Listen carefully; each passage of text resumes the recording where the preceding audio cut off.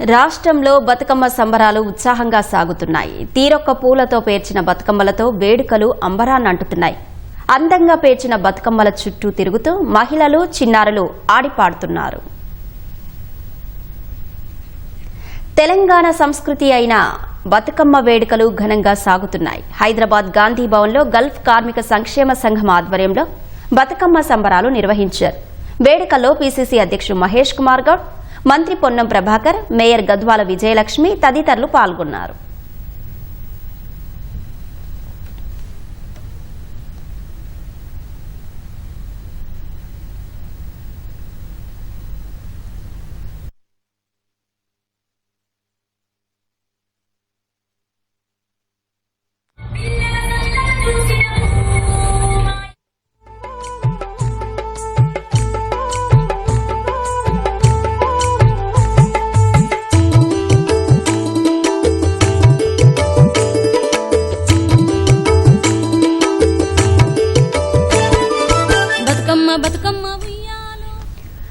చార్మినార్ భాగ్యలక్ష్మి ఆలయం వద్ద బీజేపీ మహిళా మోర్చా ఆధ్వర్యంలో బతుకమ్మ వేడుకలు ఘనంగా సాగాయి.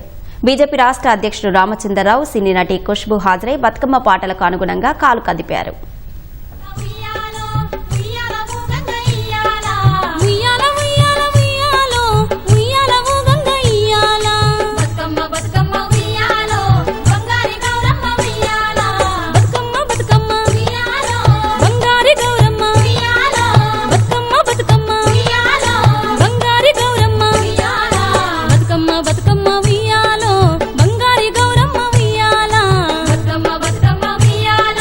బంగారి